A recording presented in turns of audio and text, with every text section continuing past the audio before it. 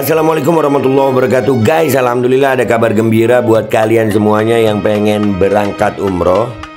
Bareng Babe Aldo bisa, dan kita udah difasilitasi oleh travel umroh yang udah berpengalaman. Kita bisa nyiapin paket-paket dari mulai paket yang ekonomis sampai paket yang VVIP. Segera hubungi nomor yang tertera di bawah ini.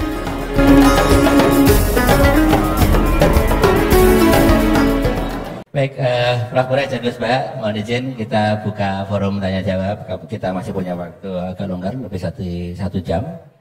Monggo Ibu Bapak yang ingin bertanya nanti tolong sebutkan nama dan kalau ada institusinya bisa disampaikan. Ya, singkat padat. Satu dulu, kita catat dulu. Kemudian kedua. Ketiga pojok sana, keempat putri yang pakai jilbab, semuanya pakai jilbab. Ibu ya. Baik, silakan. Pertama tolong nama dan mungkin asal supaya nanti kepada siapa pertanyaannya. Duduk tidak boleh. Kepada saya ya, kepada Gus Ba dan Prof. Gores. Ya. Duduk boleh. Ya. Silakan. Ya. Bismillahirrahmanirrahim. Assalamualaikum warahmatullahi wabarakatuh. Perkenalkan, nama Fakir Maulana dari Solo. Saya akan bertanya kepada Gus Bah. Niki Gus, sebagaimana tema hari ini, memahami Al-Quran dengan meneladani Rasulullah. Kami sering mendengar pengajian Gus Bah, yang mana Gus Bah sering mengaturkan, sering berkata, semakin banyak ayat yang kita pahami, semakin kita dekat dengan Allah Subhanahu Wa Taala. Kurang lebih begitu kalau salahnya ngapunten. Atau bahkan Syekhona Maimun, Mbah Maimun menika juga dawuh, seberapa banyak kamu paham Al-Quran, maka sedekat itulah kamu dengan Allah Subhanahu Wa Taala. Pertanyaannya Gus, kami terutama pulau mewakili anak muda yang awam, ini banyak yang tidak jebolan pondok pesantren, bahkan tidak tahu bahasa Arab, hanya bisa membaca terjemah. Lah ini sedangkan panjenengan sering dawuh kalau misalkan memahami Al-Quran itu harus malian bil Arabiyah, harus menguasai mufradat banyak bahasa Arab. Tapi kita ini juga pengen dekat dengan Allah, pengen dekat dengan Allah. Nah, apakah kita boleh membaca terjemah, sedangkan terjemah ini tidak bisa mewakili makna ayat itu? Ini yang pertama. Yang kedua, buatan berat yang kedua, yang ringan. Hari-hari ini lagi viral berita seorang Gus.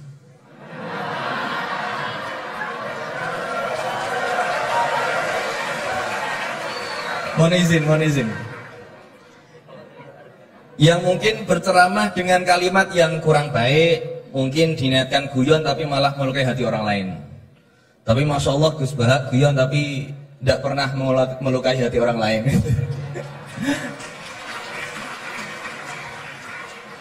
Nah, pertanyaan saya Gus, ngapunten, karena ini pasti ke Gus Bah, tidak mungkin ke Gus Quraisy Shihab, tidak mungkin. Karena pasti Gus Bah.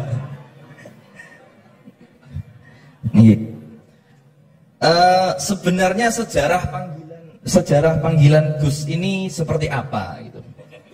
Apakah hanya dimaknai Gus ini adalah anaknya Kiai terus dipanggil Gus, atau bahkan mantunya Kiai saja kalau jenengan katanya Gus naturalisasi gitu.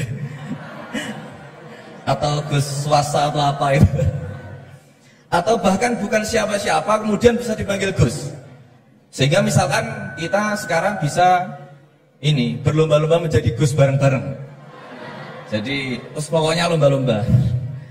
Nah, dan apakah ini hanya di Jawa saja? Karena di Madura juga kami sering mendengar ada panggilan Lora. Nah ini sejarahnya sebenarnya apa gitu loh. Apakah juga kalau sudah menjadi kiai tidak bisa menjadi Gus lagi? Atau kalau sudah menjadi Gus tidak bisa naik menjadi kiai? Gitu ya. Itu pertanyaan yang kedua saya. Dan Nyun Sewu, di zaman Rasulullah itu apakah putranya Rasulullah juga dipanggil Gus? Kan juga tidak ini. Maka maka kalau Gus ini tidak ada di zaman Rasulullah, berarti semua Gus ini bid'ah gitu. Karena Gus tidak ada di zaman Rasulullah. Ngaten nggih. Ya jadi intinya sejarahnya dan standarisasi Gus itu apa yang orisinil gitu. Yang kalau misalkan di dunia, di Indonesia ini yang Gus orisinil hanya jenengan, berarti semuanya palsuan gitu. Nah ini tentu bisa dijelaskan Gus. Ngapunten matur suwun sangat. Wassalamualaikum warahmatullahi wabarakatuh. Waalaikumsalam warahmatullahi wabarakatuh. Baik, terima kasih Gus Maulana. Selanjutnya saya mungkin yang laki dulu ya, laki-laki baru pindah ke sini. Silakan yang pojok ya.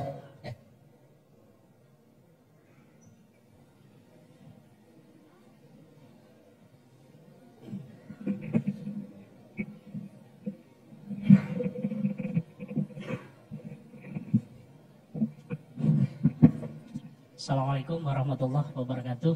Waalaikumsalam warahmatullahi. Terima kasih Pak Rektor atas kesempatannya. Yang saya hormati Gus Baha, Prof. Quraisy. Saya Jamaluddin Ghafur dari Fakultas Hukum UII. Ingin bertanya ke Prof. Quraisy dan Gus Baha. Saya sering mendengar salah satu isi pengajian dari Gus Baha itu bahwa fatwa dalam hukum sosial itu tidak pernah jelas. Artinya ulama pasti akan berbeda.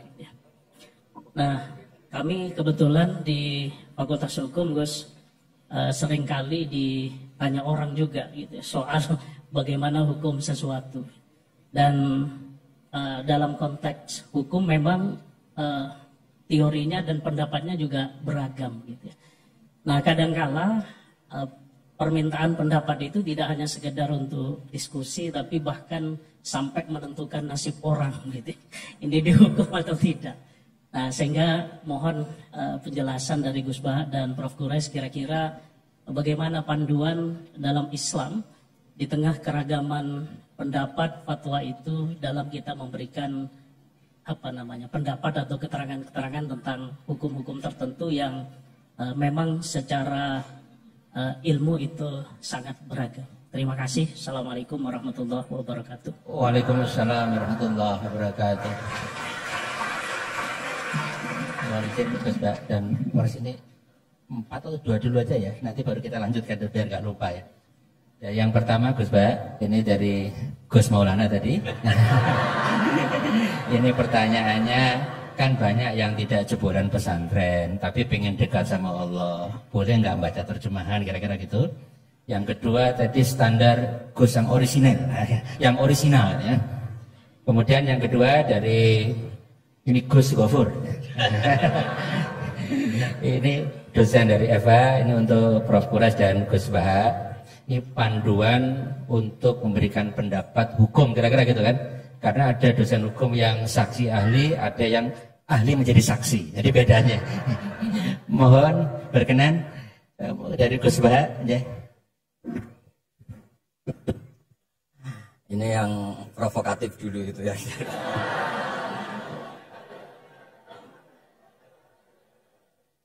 Semoga diampuni oleh Allah Ta'ala. Begini, satu itu saya tidak medsosan, tapi ya dengar-dengar laporan macam-macam lah tentang sekian pihak itu. Begini, saya cerita ini biar sampean tahu bahwa Pak Rektor ngundang saya ini tidak salah. Kan? Memang benar-benar pemateri yang baik. Ya kalau kata Nabi Yusuf kan ini hafizun alim, orang harus dzikru manaqibi nafsi, orang boleh cerita kelebihannya asal itu faktual. Begini, suatu saat, ini cerita di kitab Ihya, suatu saat Nabi Musa itu sholat istisqa. Itu doa apa saja itu sudah dipakai, nggak mandi. Nabi Musa nggak mandi, tetap nggak mandi. Kata Allah, Inna fihim namaman, di komunitas Anda yang ikut sholat itu ada yang tukang adu-adu, namam, provokator. Maka kamu doa kayak apa tetap tidak akan saya ijabahi. Nabi Musa, ya gampang Gusti, tunjukkan orang itu siapa, nanti saya usir dari majelis.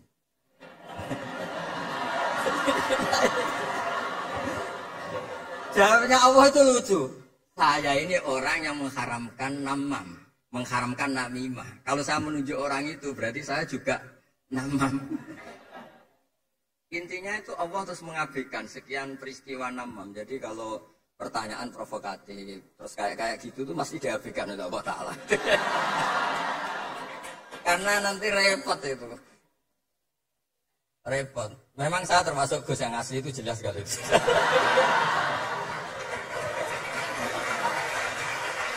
Itu, nah ini Pak Fatullah tahu betul keluarga saya karena beliau orang Jepara ngajinya gitu.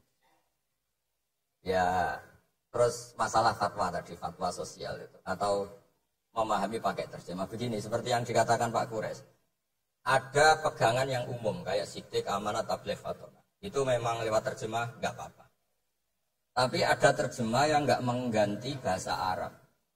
Misalnya kata sembahyang, mungkin perasaannya orang Bali sembahyang itu apa, perasaan kita sembahyang itu apa, itu kan subjektif. Misalnya begini, ada ayat yang agak sensitif. Ketika Anda salah paham dengan istri itu wadribuhun. Fasjuruhunna fil madhaji wadribuhun. Itu kan riskan betul. Maka pukullah istri kamu. Pukul itu kan konotasinya itu buruk. Tapi di semua tarikh, saya bilang tidak sebagian, di semua tarikh itu disebut dorban ghairu mubarrihin, mukul yang tidak melukai. Jadi orang Arab itu punya adat. Kalau kecewa itu dorobu bini'al wasau. Jadi mukul itu pakai kain, pakai kacu, pakai. Nah, di Jawa kata mukul itu ya mesti kekerasan itu. Nah, yang jenis ini tuliskan kalau dari bahasa Arab pindah ke Jawa. Jadi ada yang riskan, ada enggak. Nah, sebab itu saya sering bilang, saya ini kan belajar tafsir insya Allah lah, khatam. Cuma saya tidak suka nulis karena sudah ada yang nulis. Karena saya nulis tentu saja dianggap top Pak Kures, jadi tidak usah nulis lah sudah ada. Begini, yang penting saya menghormati beliau karena nulis khatam. Pentingnya nulis itu memang khatam, mulai awal A sampai Z. Pentingnya khatam itu apa? Di situ ada dialog. Ada dialog Allah sama nabinya, sama kekasihnya, bahkan sama musuhnya. Misalnya sama musuhnya. Itu Nabi Musa masih dibilangi sama Allah. Faqula lahu qawlan layyinan. Ini penting saya utarakan. Nah, suatu saat Harun Ar-Rasyid ini didatangi ustadz. Mungkin ustadz yang amatir lah, masih latihan ustadz, jadi masih ekstrim itu. Ya Amirul Mukminin, ini nasihun lak, famusyaddidun alaika, fala tajidanna fi nafsika alaiya syai'an. Ya sampai latihan bahasa Arab nanti Pak Rektor. Bukan Anda, Gus naturalisasi tadi tidak ada. Saya akan memberi nasihat engkau. Kemudian cara nasihat saya itu musyaddid, ekstrim. Maka jangan kamu anggap serius. Maksudnya jangan penjarakan saya ketika saya nasihat ke kamu ini kasar. Jawabnya Harun Ar-Rasyid itu langsung bilang gini. Bilang ya jahil, ini kan Arab. Orang Arab itu kalau ngomong jahil itu tidak sekasar yang kamu bayangkan. Karena makanya bahasa Arab itu susah. Saya itu, ini cerita ke Pak Kures, ini curhat, bukan cerita mufti curhat. Ya Jawa kalau maknanya wailak waihak itu ciloko kue. Padahal sering Nabi itu kalau kecewa sama seseorang bilang wailak sama waihak. Akhirnya santri tanya, lo katanya Nabi itu lu sopan santun kok ngendikan wailak waihak, yang artinya itu celaka kamu. Ada orang tanya Nabi dan orang itu udah paham. Nabi ngendikan apa? Isakilat ka umuk. Cek siale mbokmu di anak kue. Diterangkan enggak, Bang? Tapi sarah-sarah kayak kitab Irsyadus Sari itu bilang gini. Kalimatu tarohumin wa talatufin. Ini kalimat yang orang Arab tuh merasa dekat sehingga bilang wailak. Tapi di Jawa tetap saja maknanya ciloko. Masalahnya di konteks itu yang gawe itu Kanjeng. Nah, saya ngendikan ini orang Solo ini kan juga apa-apa. Kayak bakat gitu aja tersorang gitu. Nah, yang seperti ini nggak bisa dipindah ke terjemah. Dan itu saya teliti dari sekian tradisi. Ya tadi kayak wadribuhun. Makanya terus ulama nyusuli dorban ghairu mubarrihin. Mukul tapi tidak melukai. Karena orang Arab itu biasa kecewa mukul pakai peci. Tapi kalau orang Jawa nggak berbayang mukul. Kedua misalnya contoh mahar. Orang Arab kalau masih mahar itu banyak. Karena jumlah mahar banyak, kemudian setelah suami istri hubungan intim, setelah dicerai itu kadang kepikiran ngambil karena maharnya misalnya Alphard 1 miliar, gedung. Sehingga harus ada pelarangan mengambil ulang mahar. Wa in aradtum istibdala zawji makana zawji wa ataitum isdahuna qintaran fala ta'khudhu minhu syai'an. Atakhudunahu buhtana wa itsmam mubina. Wa kaifa ta'khuduna? Mahar yang sudah kamu kasihkan jangan kamu tarik lagi. Wong kamu sudah hubungan suami istri kok maharnya ditarik lagi. Jangan. Kenapa ada kata jangan ambil lagi? Karena maharnya itu Alphard, gedung, uang 1 miliar. Dulu Pak Rektor ketika nikah itu seperangkat alat sholat, gak dilarang juga gak akan diambil. Artinya gini, gak mungkin andikan Quran turun di Indonesia ada kata fala ta'khudhu minhu syai'ah. 100.000 seperangkat alat. Saya jadi dia itu sampai bosan karena tiap nikahkan tuh maharnya seperangkat alat. Itu kalau sudah nikah 10 tahun bentuknya sudah kayak apa ya? Itu nggak usah Allah repot-repot bilang jangan ambil lagi, jangan ambil lagi. Nah, itu kondisi yang antara kita dan tradisi Arab itu beda. Dan saya belajar tafsir sampai segitunya, makanya nggak salah lah kalau saya diundang itu nggak salah. Maksud saya yang naturalisasi tadi ya tidak usah diundang gitu maksudnya. Kalau nggak memenuhi kualifikasi tafsir loh ya. Ya karena kalau nggak memenuhi kualifikasi apa tafsir. Tapi jangan terus ngundang saya terus nggak mau juga saya. Nah tadi yang pertanyaannya Pak dosen Pak Gofur tadi. Nanti Pak Kores nambahin. Hukum sosial itu memang nggak pernah mengikat di semua sisi ya, karena memang patokannya itu begini. Saya ambilkan contoh di Quran ya, karena ini memang tema tafsir. Di hal-hal sosial itu kekasihnya Allah pun didhawuhi Allah begini. Wa in adri la'allahu fitnatul lakum wa mata'un lil akhirin. Wa ma adri ma yuf'alu bi wala bikum. Jadi Nabi misalnya mau perang, misalnya perang apa ini, Allah terus bilang, Muhammad kamu tenang saja, pasti menang. Enggak. Karena kalau dibilang begitu nanti kendilnya Nabi atau keberanian Nabi dikirakan ada jaminan tetap. Sehingga nyuwun sewu Nabi juga pernah mengalami perang menang di Badar, pernah mengalami kalah di Uhud. Jadi di bab-bab sosial itu memang Allah membiarkan hukum sosial yang berjalan. Sampai Ibnu Khaldun ngendikan begini, saya masih ingat betul dan itu saya pegang. Nabi sebagai Nabi itu kena aturan hukum sosial. Meskipun beliau punya mukjizat kayak apa, ketemu orang harus santun, ketemu anak kecil harus sayang, ketemu orang sepuh harus hormat. Andai kan Nabi bisa terbang ke langit sekalipun, Mi'raj, tapi ketemu anak kecil nampar, ketemu orang sepuh ngeludahi, tetap gak diterima oleh publik. Walaupun tafadzan ghalidhal qalbi lan faddu min khawli. Betapa pentingnya tata krama sosial. Kata Ibnu Khaldun, hadza Rasulullah man uyyida bil kauni kulli. Ini Rasulullah orang yang di backup sekian alam raya. Tapi sekali melanggar tata krama sosial, tetap lan faddu min khawli. Orang akan bubar. Sampai ngegoskan saya, sekarang tak pisoi. Wah, Gus kok mison, mesti langsung gitu. Nah, coba misalnya sekarang, yang saya ngeludahi Pak Rektor, langsung dipecat saya. Artinya tatanan meskipun saya keramat. Makanya kata Ibnu Khaldun, hadza Rasulullah man uyyida bil kauni kulli law syaa. Ini Rasulullah orang yang bisa mengendalikan alam raya karena kekasih Allah. Itu saja kena aturan walaupun tafaddan ghalidhal qalbi lan faddu min khawli. Kalau engkau salah tatanan sosial Muhammad, orang akan bubar. Nah maksudnya gini Pak dosen, kalau tatanan sosial gini, saya pernah ditanya oleh dekan Fakultas Kedokteran. Pas ada diskusi dengan ya tadi orang-orang medis, misalnya begini, itu misalnya nyun sewu, tapi gak usah dijiwai, gak usah kamu, udah dilupakan saja kabar. Menyembuhkan orang koma itu baik apa tidak baik. Tapi misalnya orang ini kalau sembuh pasti bunuh lagi, pasti merkosa lagi. Terus kita gimana? Ngasih makan juga sama. Orang miskin nggak bisa makan, nggak bisa apa-apa, nggak bisa makan, nggak bisa apa-apa. Berkahnya nggak bisa makan, nggak bisa apa-apa, dia tidak nyuri, tidak bunuh, tidak merkosa. Dan orang ini kalau sehat lagi akan begitu lagi. Wajib ngasih makan dah. Itu mesti orang itu, weh, kasihlah kemanusiaan. Jangan nanti kumat lagi. Jadi hukum sosial itu mesti mindsetnya ulama itu beda-beda. Saya sering matur ke Pak Quraisyah, saya itu pernah kata santri saya pernah katanya diundang ke Malaysia, juga pernah katanya diundang ke Maroko. Saya bilang sudah yang kelas-kelas internasional Pak Quraisyah, saya ada usah. Kenapa? Jawabannya sederhana. Nanti kalau saya sering keluar negeri, terus semua kiai senang ke luar negeri, terus yang pulang pondok saya siapa?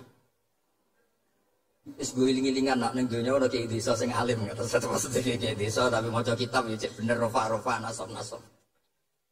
Tapi saya seneng sama kiai-kiai yang keluar negeri karena ini mewakili syiar. Saya seneng sama UI karena syiar gini. Tapi saya jangan disuruh jadi kiai di UI. Nanti gajinya tetap. Kalau kiai kan sering dapat gaji min khaisul ayah tasing. Kayaknya jumlahnya banyak saya Mas. Jadi yang hukum-hukum sosial tuh biarlah alam yang ya sudah setuju ya. Oh ya pokoknya gitu. Silakan Prof. Kores tadi terkait dengan pertanyaan panduan untuk memberikan pendapat, terutama pendapat hukum. Panduan dalam Islam untuk memberikan pendapat, terutama pendapat hukum karena punya implikasi kepada misalkan yang menjadi terdakwa. Kalau pendapat hukumnya salah, ya jadi hukuman yang diberikan juga salah. Tamanya seperti itu ya? Ya. Panduan Islamnya seperti apa, Pak Kores? Itu kan prinsipnya begini. Jangan bicara kalau tidak tahu.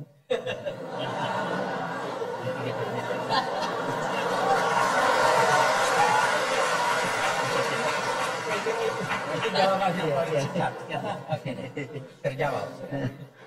Ya jawabannya itu ya. Baik, terima kasih Prof. Kores. Singkat padat. Selanjutnya kita undang Ibu yang bertanya mulai dari Ibu yang depan, kemudian yang kedua nanti yang tengah ya. Ibu dulu yang depan, yang pojok depan. Mohon dibantu panitia untuk mikrofonnya. Ibu yang depan sini ya. Oh, udah di sana ya. Udah nggak apa-apa. Kita izinkan Bu ya, diikhlaskan ya. Ibu dulu ya. Nanti ya. Assalamualaikum warahmatullahi wabarakatuh. Waalaikumsalam warahmatullahi wabarakatuh. Pada Gus Baha juga Prof. Quraish Shihab yang saya hormati. Perkenalkan saya Uswatun Hasanah dari Magelang, ibu rumah tangga biasa ya Pak ya. Alhamdulillah pada kesempatan ini saya bisa bertemu langsung dengan Gus Baha juga Quraish Shihab ya. Profesor Quraish Shihab. Nggak sia-sia tadi saya dari Magelang berangkat jam 7 sampai sini alhamdulillah nih. Syukur alhamdulillah saya bisa ada kesempatan tuh bertanya langsung ya. Langsung aja pertanyaan dua mau ketemu ya. Pertanyaan yang pertama dalam Al-Qur'an itu ada kata-kata, ada ayat la yamassuhu illal mutahharun. La mutahharun di sini ada yang mengatakan suci tidak hanya hadas besar aja. Misalnya pegang Al-Qur'an. Loh, pas ngetut kok maca Qur'an, saya tegur gitu. Semestinya suci artinya ora popo. Katanya gini lah. Ini apakah ini termasuk meneladani Rasulullah? Nah, ini pertanyaan saya ini yang pertama, apakah suci di sini harus hadas besar, hadas kecil, atau cukup hadas kecil aja gitu. Terus yang kedua, maaf ini ya, kebanyakan kan para kiai atau yang lain itu kan istrinya lebih dari satu. Nah, dan maaf ini ya, agak ekstrim juga ya. Dengan alasan itba Rasul lebih dari satu katanya gitu. Lah, apakah ini termasuk mempunyai istri lebih dari satu itu termasuk meneladani Rasulullah Sallallahu Alaihi Wasallam, gitu ya. Saya kira cukup sekian. Assalamualaikum warahmatullahi wabarakatuh. Waalaikumsalam warahmatullahi wabarakatuh. Kami catat Ibu. Selanjutnya kita mohonkan yang ya, 3, nggak apa-apa tapi pendek-pendek ya. Silakan ya. Bismillahirrahmanirrahim. Assalamualaikum warahmatullahi wabarakatuh. Perkenalkan, saya Dewi, istri dari Bapak Thoriqul Huda dari Fakultas MIPA. Begini, Al-Quran agar tidak datar, itu kan katanya Al-Quran bisa menjadi asyifa, petunjuk, solusi dari semua persoalan hidup kita. Itu caranya bagaimana? Karena kebetulan saya memang dari sama seperti Gus yang di Solo tadi, orang biasa, bukan dari pondok. Dulu saya pernah punya persoalan kesehatan, saraf kejepit. Kemudian saya membuka Al-Quran dengan acak. Sebelumnya saya sholat taubat. Kemudian saya buka ketemu surat Asy-Syu'ara ayat 19. Yang artinya ketika kamu marah segera memberi maaf. Dan waktu itu saya bingung. Orang saya minta asyifa kok jawabannya seperti itu gitu.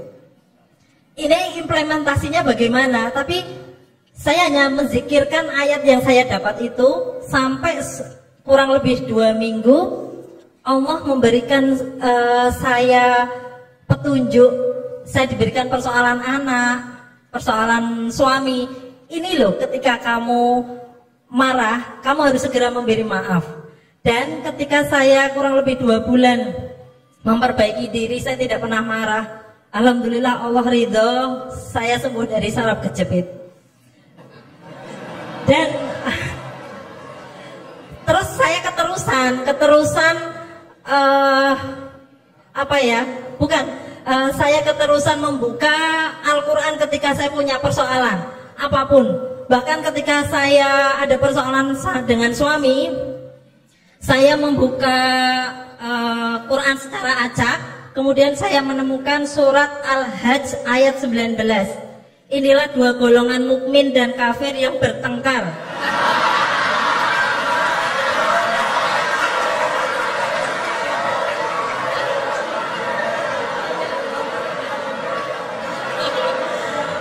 Saya lanjutkan ya.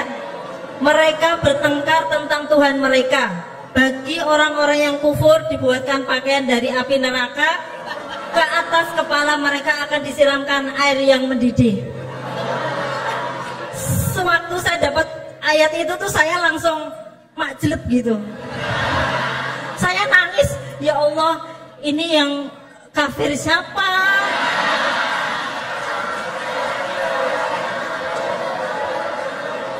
Tapi di situ saya pokoknya, semuanya saya yang salah.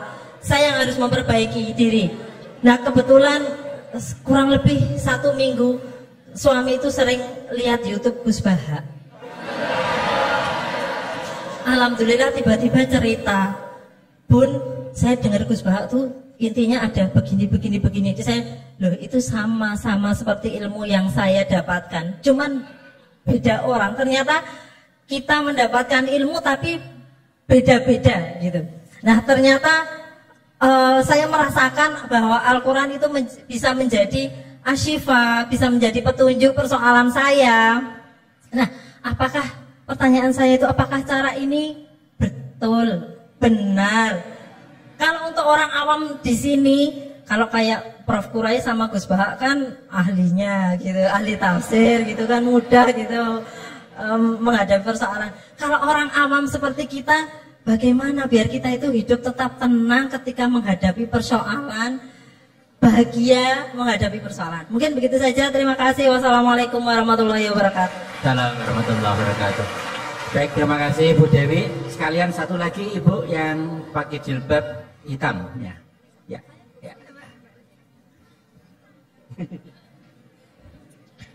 Bismillah.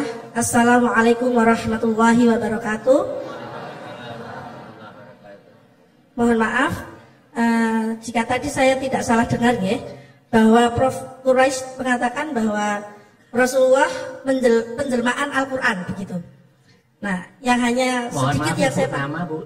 Nama saya Lis dari Magelang. Iya. Nah, yang sedikit saya pahami, hanya sedikit saja, yaitu kalau Al-Quran itu kan kalamullah ya. Terus kalau Rasul itu adalah penciptaannya. Nah, apakah penjelmaan ini dikatakan sepenuhnya atau mutlak, atau sebagian saja, atau yang seperti apa penjelmaannya ini? Nah, itu saja yang ingin saya tanyakan. Mohon maaf sebelumnya. Jazakallahu khairan katsiran. Assalamualaikum warahmatullahi wabarakatuh. Waalaikumsalam warahmatullahi wabarakatuh. Terima kasih Ibu untuk pertanyaannya. Saya ulang Gus Baha dan Prof. Quraisy. Yang pertama Ibu tadi dari Magelang menanyakan terkait dengan ayat la yamassuhul Quran illal mutahharun. Kemudian yang kedua dengan argumen ittiba Rasul istrinya lebih dari satu. Itu gimana Gus tadi? Itu yang kedua.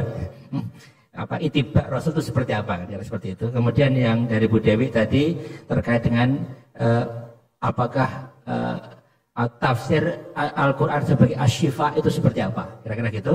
Kemudian yang ketiga terkait dengan tadi Rasul sebagai penjelmaan Al-Quran.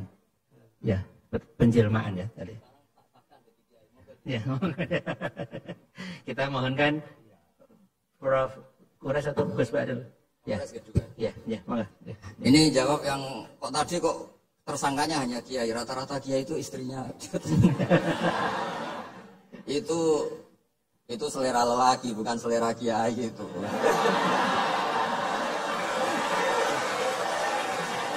Karena itu di Arab itu banyak yang enggak kiai, istrinya juga. Begini ya, jadi tadi seperti yang dikatakan, ini agak serius, tapi ini bisa menjawab semuanya.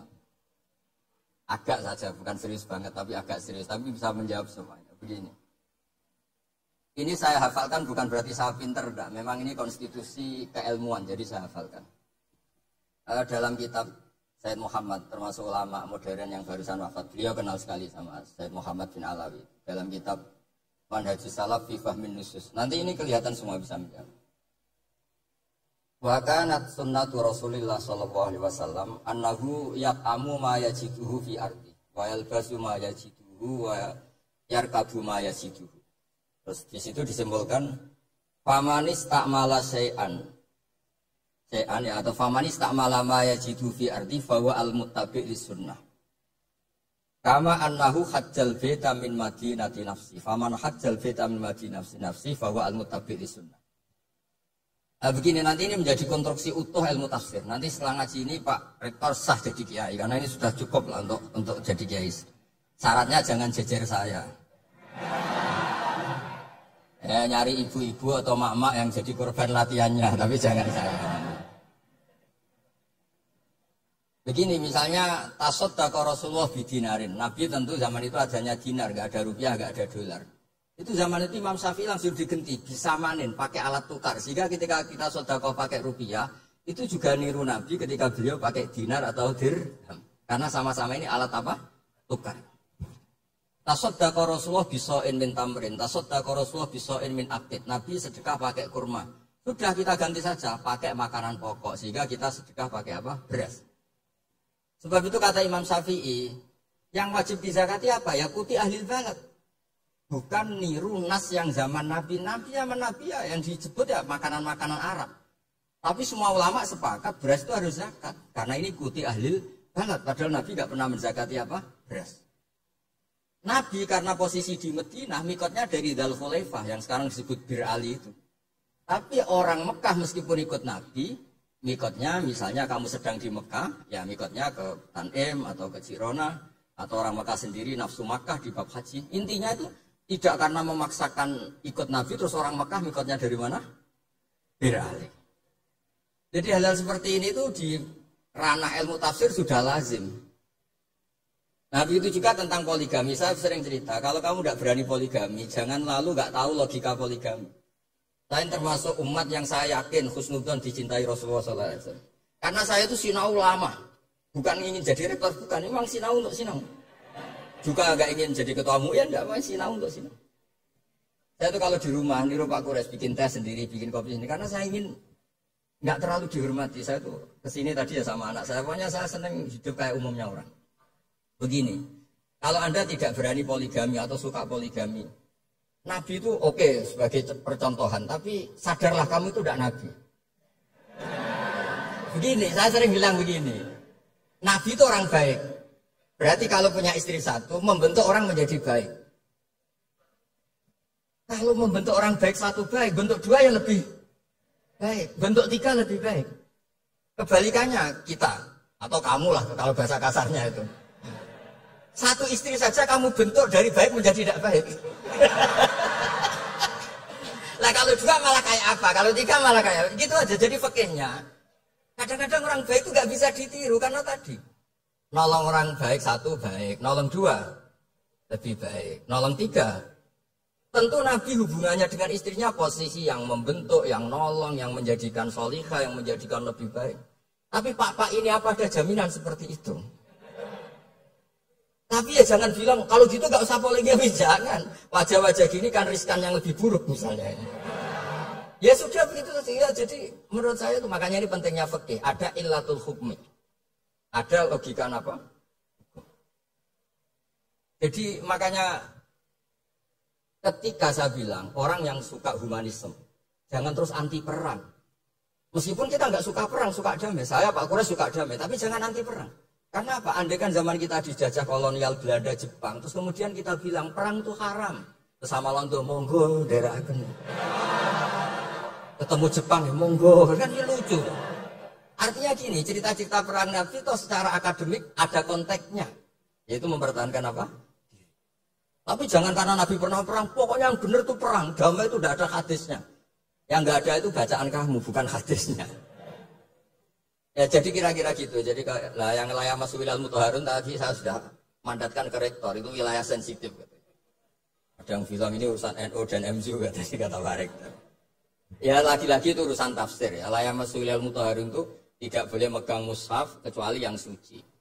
Nah tentu konsensus banyak ulama suci itu ya bisa suci dari hadas besar, hadas kecil, bahkan suci dari hati-hati yang kotor. Tapi ada yang bilang sekedar Islam itu sudah bukti suci. Itu wilayah-wilayah tafsir, tapi tetap saja tafsir ini tidak menggantikan teks yang ada di Al-Quran. Misalnya begini, saya sudah nggak punya hadas besar, nggak punya hadas kecil. Tapi terus saya megang Quran, pas saya sedang marah sama Anda. Mungkin Allah juga nggak suka. Karena saya baca, Qul a'udzu birabbil falaq min syarri ma khalaq. Ingatnya kamu, min syarri ma khalaq itu kan. Saya berlindung dari Allah, dari makhluk-makhluk terjelek, karena sedang marah. Makanya kalau sedang marah sama istri, jangan baca surat itu. Pasti min syarri ma khalaq, oh yang di rumah itu. Sebab itu ngendikane Nabi ini, Pak Quraisy pasti hafal hadis itu. Iqra'ul Qur'an ma'talafat qulubukum. Kamu baca Quran ketika hati kamu itu stabil. Karena kalau tidak stabil, aduh ya musuh kamu. Misari makhluk istri kamu itu kan terus korbannya banyak. Pokoknya kalau sedang tidak baik-baik saja, tidak usah baca Quran dulu. Waras dulu, baru baca Quran. Ya kira-kira gitu. Nanti yang edisi yang lebih paras Pak Pres ngendikan ini. Ya itu asifah ini. Jadi yang pertama terkait dengan la yamassuhu illal mutahharun, kemudian yang kedua ittiba Rasul tadi sudah dijawab oleh Gus Bah, terus Quran sebagai asyifa, kemudian yang selanjutnya terkait dengan Rasul sebagai penjelmaan Al-Quran ya. Satu hal dulu yang kita perlu sadari bahwa Al-Quran itu bisa mengandung banyak penafsiran.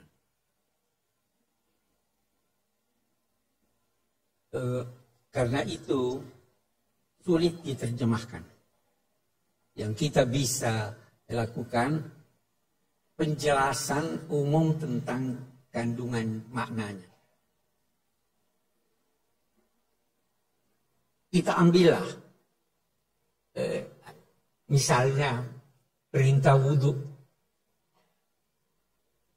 Wamsahu biru'usikum. Baknya saja itu sudah macam-macam artinya.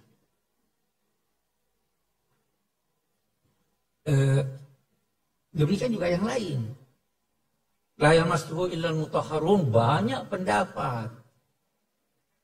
Boleh jadi apa yang saya anggap benar, Anda anggap tidak benar. Ya kan? Itu orang Syiah berkata yang berhak, sebagian mereka ya, yang berhak memahami dan bisa memahami Al-Quran itu hanya Ahlul Bait. Karena apa? Al-Quran berkata, innama yuridullahu yudhiba ankumur rijsa ahlal bait wa yutahhirakum tathira. Ada yang berkata Al-Mutahharun itu malaikat. Jadi bisa beda-beda. Saya ingin dari sini kita mengambil suatu pelajaran bahwa bisa jadi dalam rinciannya kebenaran itu beragam. Mazhab yang berkata seluruh kepala harus itu benar buat dia. Yang berkata sebagian benar buat dia. Karena memang Allah Subhanahu wa Ta'ala menghendaki kita berbeda. Jangan anggap Tuhan mau kita itu bersatu semua sama. Kalau dia mau kita bersatu semuanya, dia tidak turunkan Al-Quran seperti ini. Dia tidak jadikan Nabi itu seringkali berkata kamu benar, kamu benar, kamu benar. Ini prinsip yang harus kita pegang sehingga kita bisa rukun. Oh, Anda juga benar. Sama itu contoh populer gajah itu bagaimana? Yang pegang belalainya dia bilang semuanya bisa benar. Itu satu. Seperti halnya saya masuk Imam Farud. Itu saya kira pertanyaan pertama sudah terjawab ya. Syifa.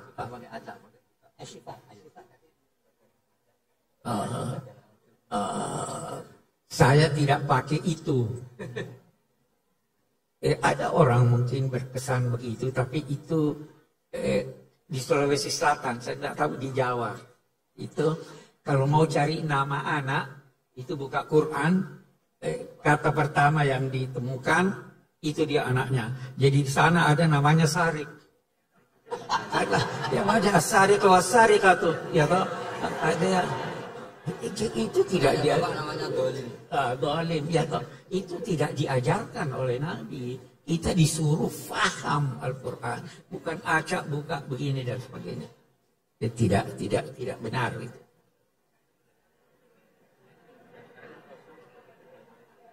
Penjelmaan.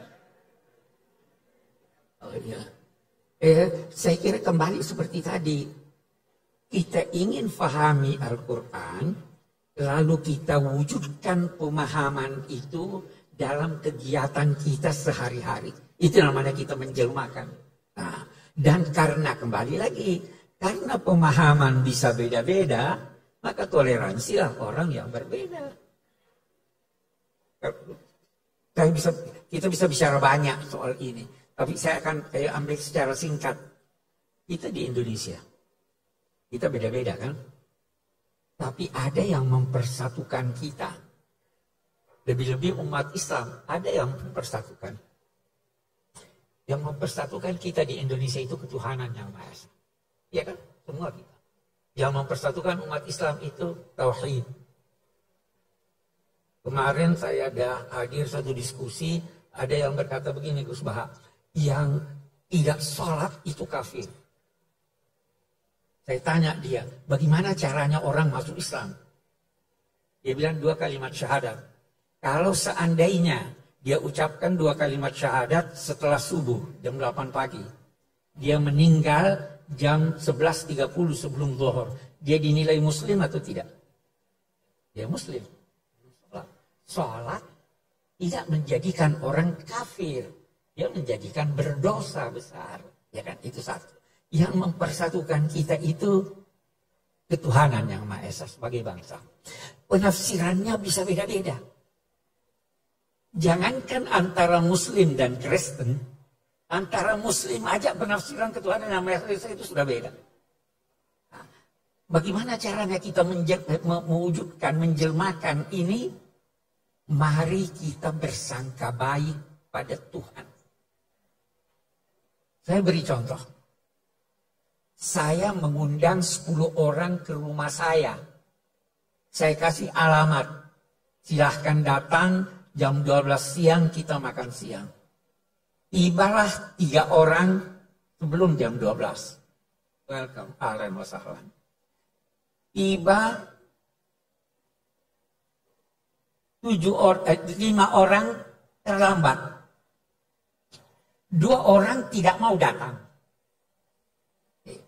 Yang 5 orang yang terlambat ini sebenarnya dia mau datang tetapi terlambat sudah karena sesat jalan.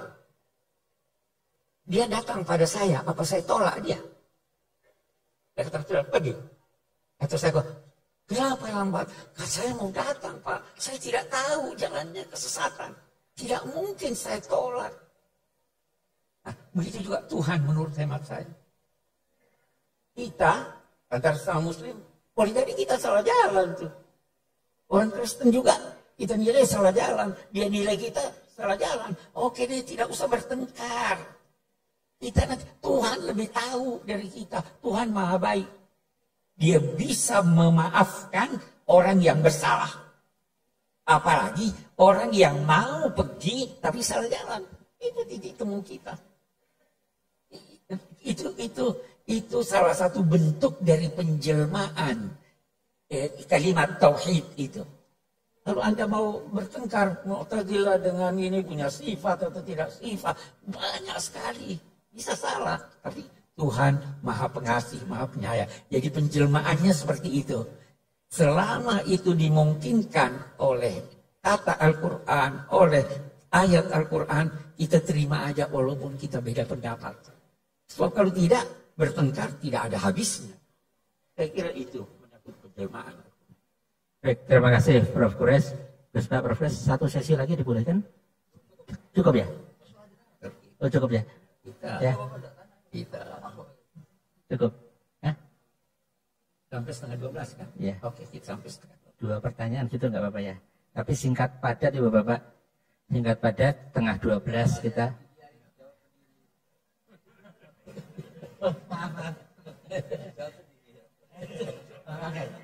Oke.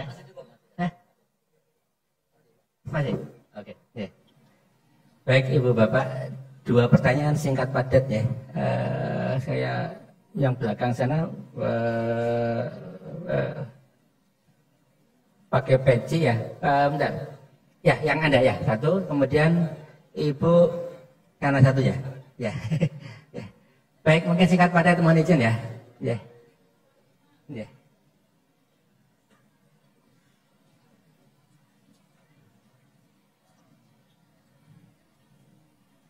Ya, mungkin bisa dibantu mikrofon.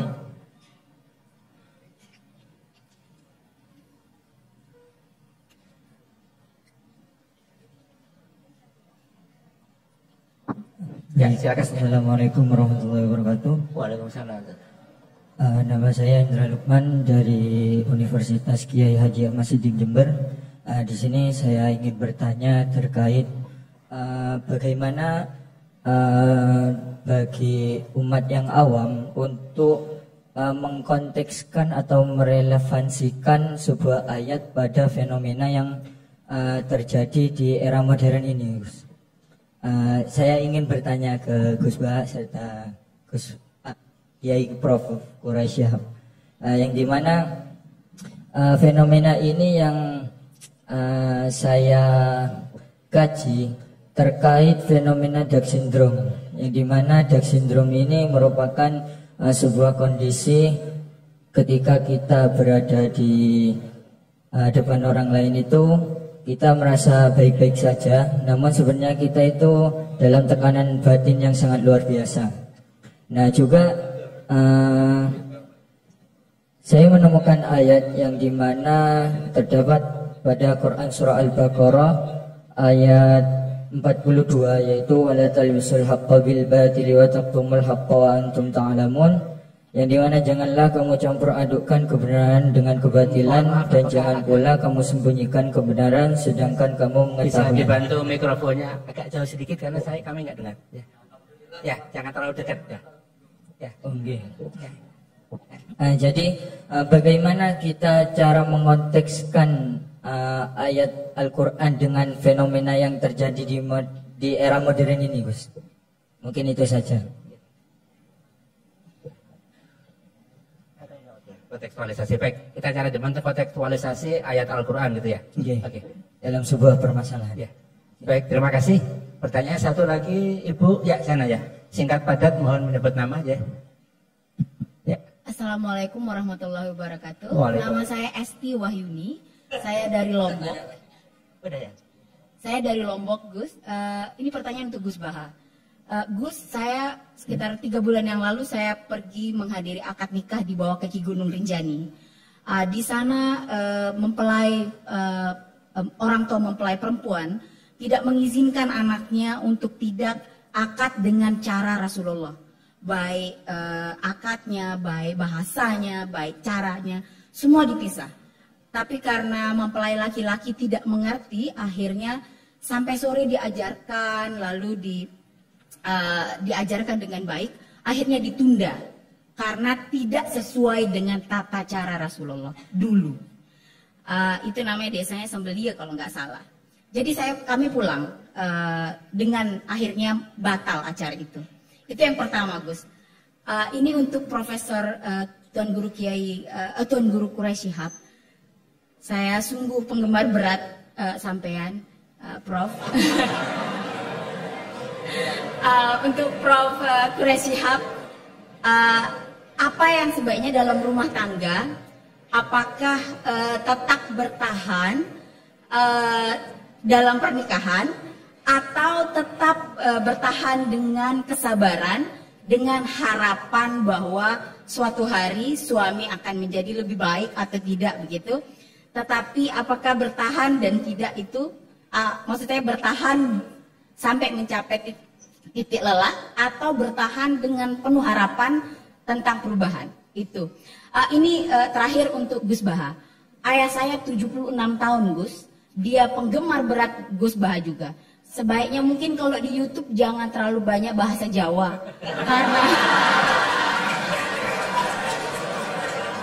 Karena bapak saya itu penonton terus setiap saat. Meski adik saya lulusan Al-Azhar Kairo Mesir, dia juga menerjemahkan apa yang Gus Baha bilang. Tetapi ayah saya bilang kurang lucu dibanding dengan jadi mungkin sebaiknya dikurangi bahasa Jawanya. Jadi kami yang dari luar Jawa ini, ayah saya terutama bisa ikut ngaji. Terima kasih. Waalaikumsalam. Waalaikumsalam warahmatullahi wabarakatuh. Baik, terima kasih pertanyaan untuk Gus Baha dan Prof Quraisy, kontekstualisasi ayat Al-Quran. Kemudian yang untuk Gus Baha ini terkait dengan pernikahan tadi, bertahan atau seperti apa.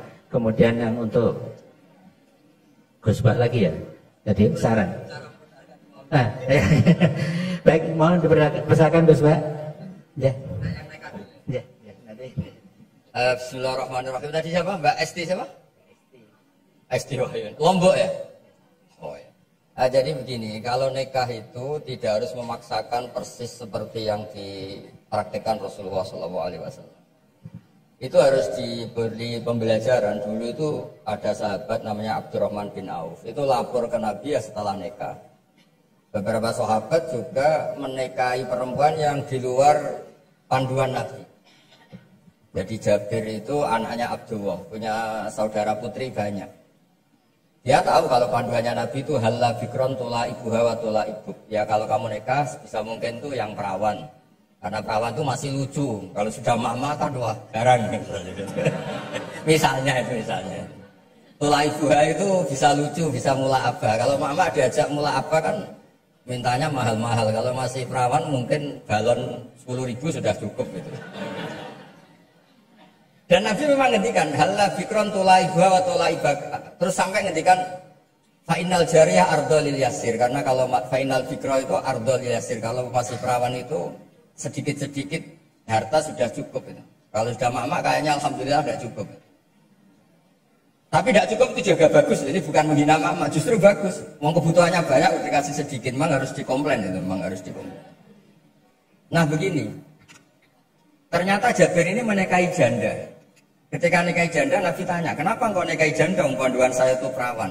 Saya punya saudari, putri-putri banyak. Makanya saya nggak mau nikahi perempuan yang seumuran dengan saudara-saudara saya. Tapi saya nikahi perempuan yang bisa mensisiri adik-adik saya, bisa merumat. Terus Nabi bilang, ahsanta asobta. Oke, kamu benar.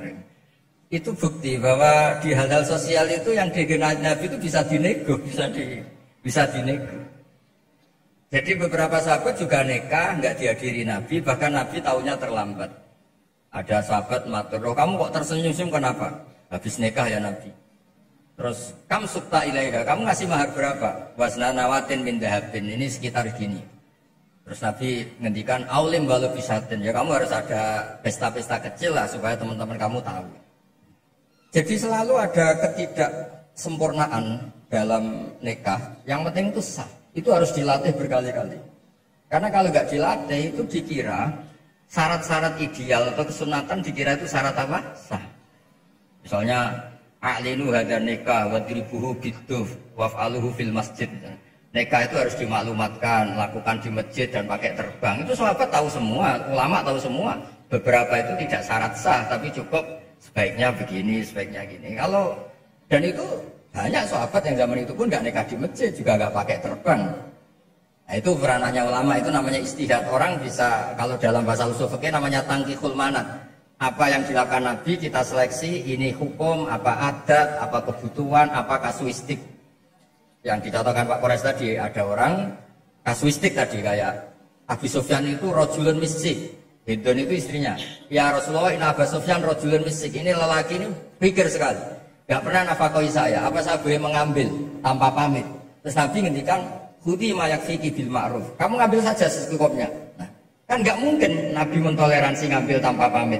Tapi Nabi juga nggak mungkin membiarkan seorang istri utang-utang tonggo, cara Jawa, nyari-nyari sendiri gara-gara suaminya apa? Kikir. Tapi tetap saja ini dianggap wakil atau ainen, kasuistik. Kalau bisa ada solusi yang lebih baik, tentu solusi lebih apa? Baik. Nah itu jadi saya mohon, jadi di bab-bab fikih itu tadi nikah zaman Nabi pun beberapa sahabat juga banyak yang nyun sewu tidak sesuai arahan Nabi. Tapi arahan ini dari awal memang tidak mengikat, kayak Nabi mengarahkan bikron. Tapi ketika Jabir nikahi janda Saiban, Nabi juga membenarkan. Jadi banyaklah cerita-cerita seperti itu. Ada sahabat yang milih sering sowan Nabi karena cinta, ada yang milih enggak karena takut ganggu Nabi. Makanya ada sahabat ditanya, bagaimana wajah Rasulullah SAW? Dia menangis sekeras-kerasnya. Saya tidak pernah melihat. Loh, Anda kan sahabat sering datang ke masjid Nabi. Haibatan lahu wa ijlatan lahu. Saya melihat beliau itu hormat sekali sehingga saya tidak berani menatap wajah beliau.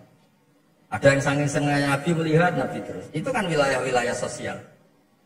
Nah, jangan-jangan yang kayak saya Pak Kures yang longgar di fikih itu karena nganggep Nabi itu mudah. Di bab-bab sosial itu mudah. Sampai sahabat itu ada yang nggak pernah tanya Nabi, kenapa kamu tidak tanya? Paling jawabannya if'al wala harat. Jadi maka ada karangan kitab itu if'al wala harat. Lakukan, tidak ada masalah. Karena Nabi sering ditanya, jawabnya if'al wala harat. Terus ada kaidah ini terakhir dari saya. Ma khuyira Rasulullah SAW bena amro ini ilahtaro aisarohuma malam yakun isman. Nabi itu gak disuruh milih dua hal kecuali milih yang paling mudah. Asal hal ini tidak maksiat. Jadi kayak jenengan gini yang datang di sini belajar tafsir apa datangkan Pak Kures nguraikan tafsir, mudah mana? Mudah datangkan kan? Ya itu ya berarti yang senting Nabi. Karena kalau belajar sendiri kan repot. Pak Kures untuk jadi ahli tafsir 60 tahun belajar. Saya mulai kecil sampai sekarang belajar. Yang nggak belajar gugat kok. Makanya kuncinya kalau nggak tahu jangan bicara tadi. Ya gitu, assalamualaikum warahmatullahi wabarakatuh. Waalaikumsalam warahmatullahi wabarakatuh. Terima kasih Gus, ini untuk Prof. Kures. Bagaimana mengkontekstualisasi Al-Quran untuk saat ini? Kontekstualisasi ajaran ayat-ayat Al-Quran. Ya. Memahami Al-Quran. Atau sebelum sampai ke sana. Al-Quran diturunkan untuk umat manusia sejak masa Nabi Muhammad sampai akhir zaman. Itu prinsip. Yang kedua, Al-Quran karena diturunkan Allah untuk seluruh manusia sampai akhir zaman, maka pasti kandungannya dan dituntut oleh ulama untuk memahaminya yang sesuai dengan perkembangan masanya. Itu pasti. Adanya perkembangan masyarakat menjadikan masyarakat masa lalu sedikit atau banyak pasti berbeda dengan masyarakat kita. Dan karena itu penafsiran masa lalu tidak mutlak harus kita pegang. Kita perlu untuk memberi pemahaman baru terhadap ayat-ayat Al-Quran, tetapi dengan syarat yang memberi pemahaman baru itu adalah mereka yang memenuhi syarat-syarat penafsiran. Orang yang kayak Gus Baha ini bolehlah, ya toh? Karena ada, bukan setiap orang menafsirkan ini dan sebagainya. Nah, dalam perkembangan terakhir saya insya Allah minggu depan akan bicara dalam satu seminar tentang itu. Dalam perkembangan terakhir tafsir itu ada yang dinamai tafsir maqasidi. Anda harus baca ayat itu, dan di balik ayat itu, atau di balik surat, atau di balik Al-Quran itu ada tujuannya. Jangan cuma, kita ambil contoh. Pemilu yang lalu di Jakarta. Ribut Al-Ma'idah 51. Keributan itu karena tidak mengerti Al-Quran. Tidak mengerti apa arti aulia. Tidak mengerti ada kata di dalam Al-Quran. Tadi Gus Bahar sudah singgung. Ada kata di dalam Al-Quran yang kita tidak bisa terjemahkan secara harfiah. Saya ambil contoh kalau dari hadis. Bentar saya beri contoh dalam Al-Quran. Nabi bersabda, saya ingin salat dikumandangkan. Kemudian saya suruh seorang jadi imam salat. Baru qamat, baru saya mau pergi bersama sekian banyak orang membawa kayu bakar untuk membakar rumah-rumah muslim yang tidak ke masjid salat. Apa memang wajib ke masjid? Tidak kan? Kenapa Nabi mau bakar? Anda harus paham bahwa ada yang dinamai penekanan, istilah dalam tafsir taglib. Ini untuk memberikan ini perlu. Bukan berarti memang Nabi mau ini. Memang berarti bahwa Nabi memang mau bakar. Itu banyak begitu. Jadi kita harus paham ini. Berdasarlah ulama-ulama lalu telah memberikan penafsiran, pencerahan untuk masyarakatnya. Ulama masa kini dituntut untuk memberi penafsiran dan pencerahan untuk masyarakat walaupun berbeda dengan yang lalu selama masih dimungkinkan oleh teks. Baik, terima kasih Prof. Quraisy, kita beri tepuk tangan Bapak. Alhamdulillah kita sudah di penghujung acara dan kita sudah melakukan ngaji bareng sejak tadi jam 9 lebih sedikit. Saya yakin banyak hal yang bisa kita pelajari. Dan sekali lagi atas nama Universitas Islam Indonesia, saya ucapkan terima kasih yang luar biasa pada Gus Bah dan Prof. Quraisy dan juga yang membersamai termasuk Mbak Naswa yang mengawal Prof. Quraisy dari Jakarta.